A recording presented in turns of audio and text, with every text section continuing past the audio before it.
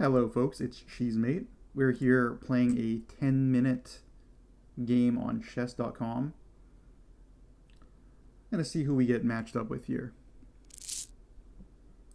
Taco Bob's. Taco Bob's. Alright, we're gonna be playing a Sicilian against Taco Bob's.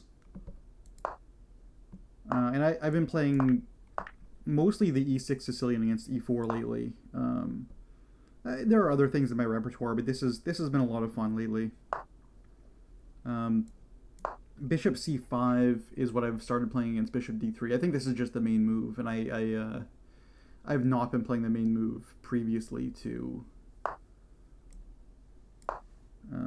this, but this seems to be relatively successful for me. The point of bishop c5 is that the downside to bishop d3 early is that you're disconnecting your queen from your knight. So we just make it move to a less good square. It's just less active on b3 than it is on d4. And we simply develop. I'm expecting either queen e2 or rook e1. Although bishop d2 is also perfectly good. Bishop e3 is, I think, a little bit worse than bishop d2. Because a typical plan here is to play f4 and e5. And you'll want your pieces on the e file to support the e pawn coming to e5. Yeah, like this is the plan, right? He's gonna play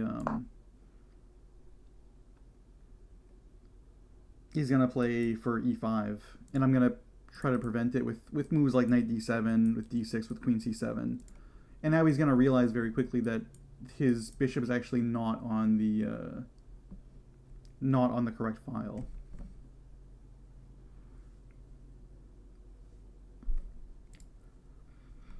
It's not all doom and gloom though. There are advantages to the bishop being on this critical diagonal. Like there's no tricks with me playing like queen b6 or like d5 bishop c5 ever. Although this is usually not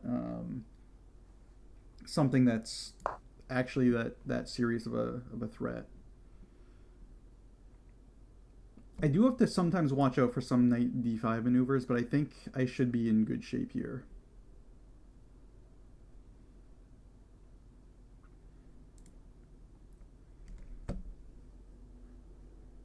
I think everything's all covered relatively well.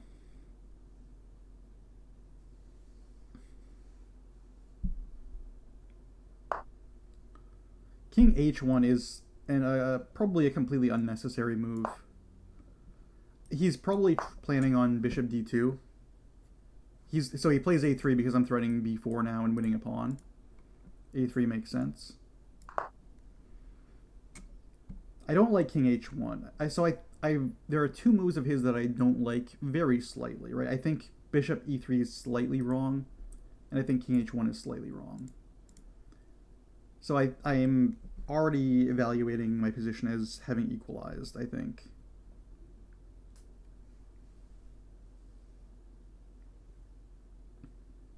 I do appreciate that. I do appreciate having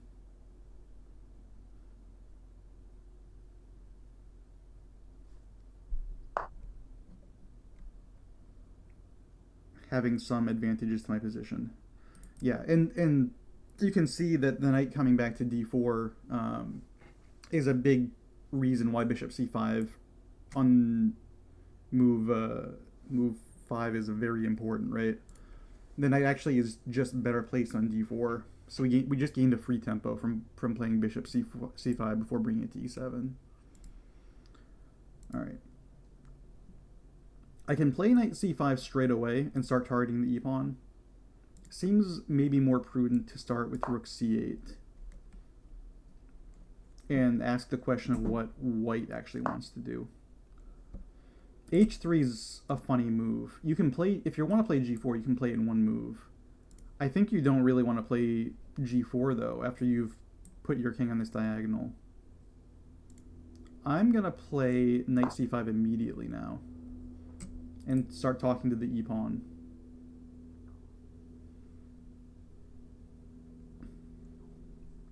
I just want to have a conversation with this pawn. He has to do something with the bishop, right? Bishop g1 is his concept. Okay.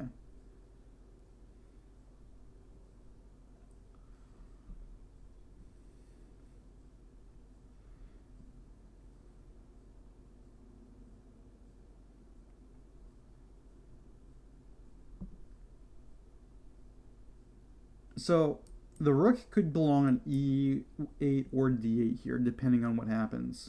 I think I'm going to stick it on d8. Sometimes being able to take on d5 opens up some possibilities. Knight's protected. I'm not gonna win a piece this way, but having the d file can be very convenient for me. If he plays e5, I'm not opening up the d file immediately though. I think I'm just playing knight d7.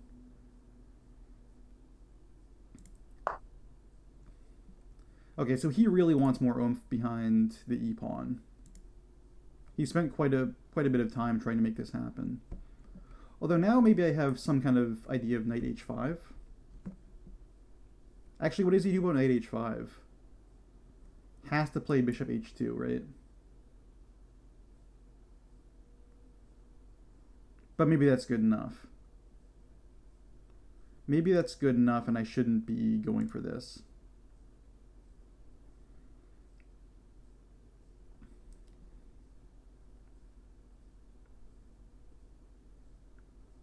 Yeah, here we get to a question of how I improve my pieces.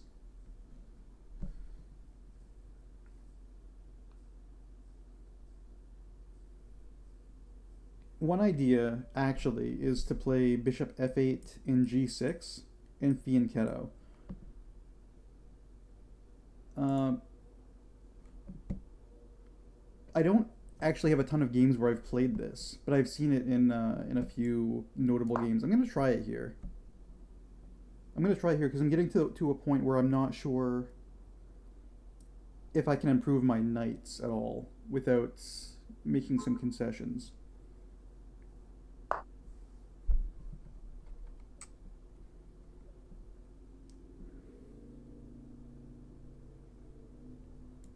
Let's try this.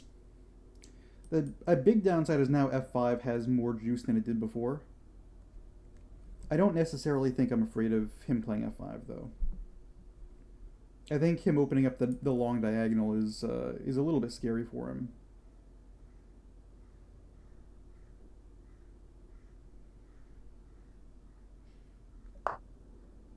He plays e5 right away. Okay, fair enough. I have three options here. I can play knight h5, knight d7, or knight d5. Knight d7 is like a very normal move to try and keep exerting pressure on e5.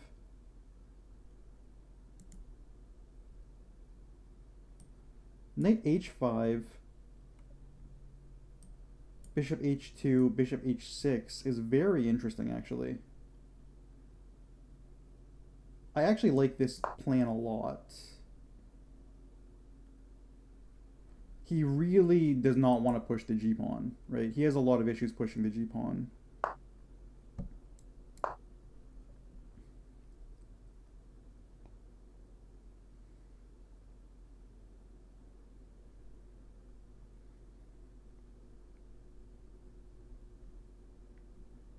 What does he do, like queen d2 or something here? Queen d2 I'm taking on e5 potentially, and this pin is maybe annoying. And this pin is annoying. Oof. Queen goes to f2 maybe? Where does the queen go? Queen goes to e3? Same deal, right? I think I'm in good shape here. I think some softnesses in White's position are beginning to emerge.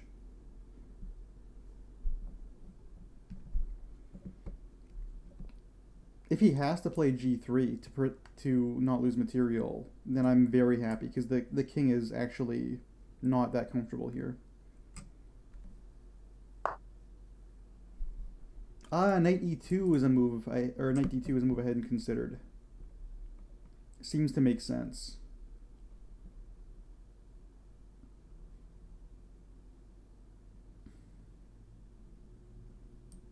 using the rook.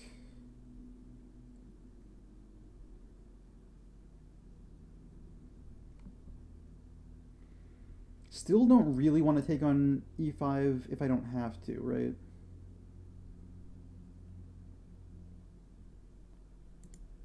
It might be time to start thinking about just taking the bishop.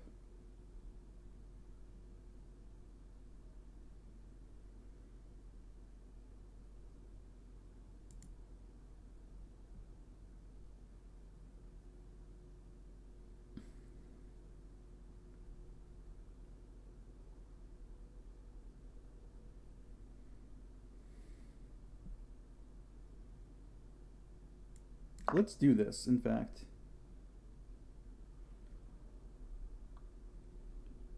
The issue is he's going to occupy e5 and have the f6 square as a possibility, right? But if I take, he takes with the f pawn.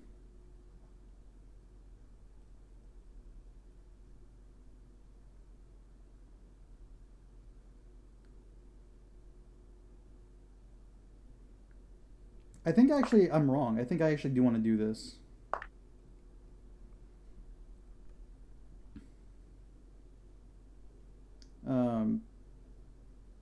I'm thinking about even taking off his knight here. Although that's probably just crazy talk.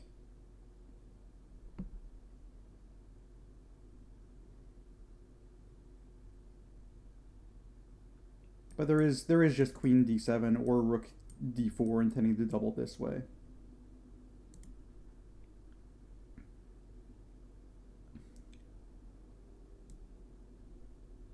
Let's just do this. Let's just do queen d7 and just take the d pawn.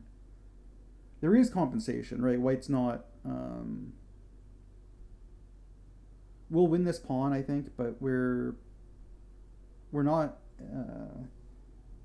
as safe as we could be, right?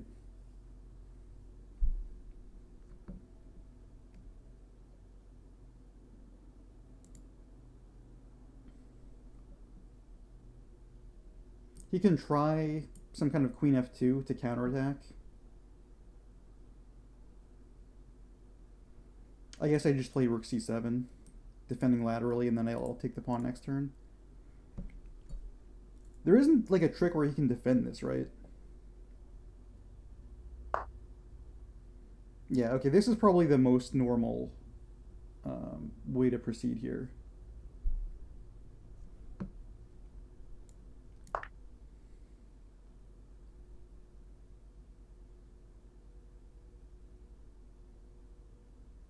So probably he's going to take, and then play knight d6.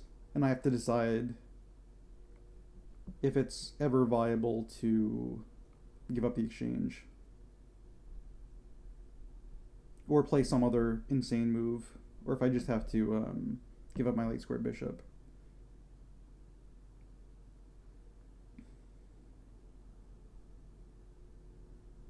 But I get a pawn out of the mix, right? It's not something you can take lightly, winning a pawn.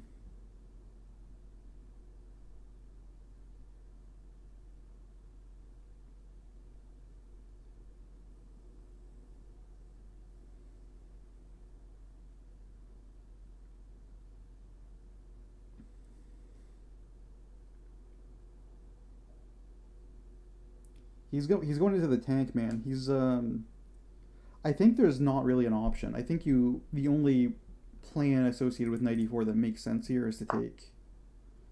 But he's going to play knight d6 immediately.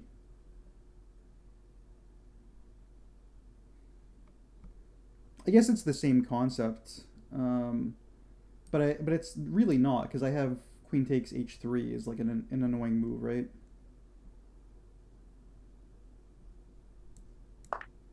I'm threatening to play knight g3 now.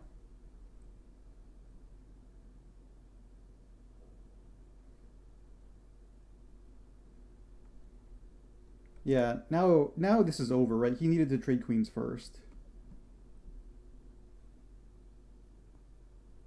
Maybe I shouldn't say it's over. Maybe he's actually like totally fine somehow with like queen f2.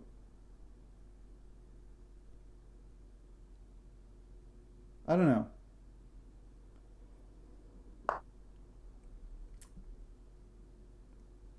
I do not know, actually.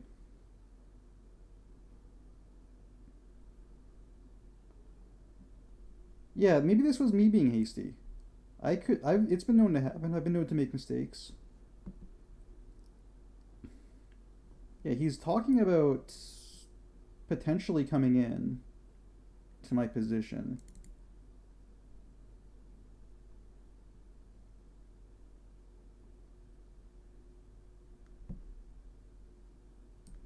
What about bishop f4 here, though?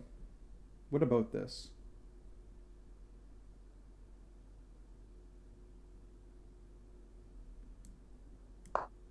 This seems pretty good.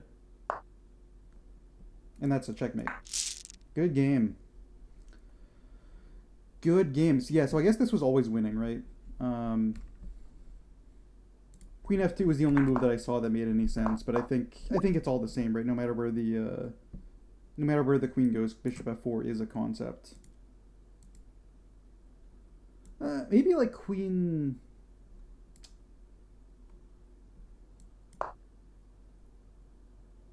Queen d2 maybe has its own issues, right? Well, it hangs the queen, actually. Queen c2 feels like it has issues with check. And at minimum, I'm not losing the exchange, right? Yeah, anything else that I'm not losing the exchange. So it seems very good for me. Wow. Yeah, this was cool. Just like a couple of tiny little mistakes from my opponent, and I was able to just slowly improve my position. I think the idea of playing h3, bishop g1 is just fundamentally not good. I think some subtle mistakes are forgivable. I think playing, like weakening the dark squares around the king, not such a good way to play. It's what led me to just have this option to just win a pawn, right? Like he's got to worry about the king being on a weak diagonal. He's got to worry about some holes in his king side in general, and he has to worry about the fact that his pieces are like pointing at a king side that's not really attackable. But the big mistake is obviously just, I think he's still probably in the game if he just does it this way, right? I probably just have to play rook c7 here, and it's not the most easy endgame in the world, right? He's got his other knight coming into d6. I still have a lot of chess to play here. It's up a pawn, but he's got his own activity now. But missing this queen h3 idea is problematic, right? All right, cool. Well played, sir. Thank you for the game, and I will see you folks next time. Bye.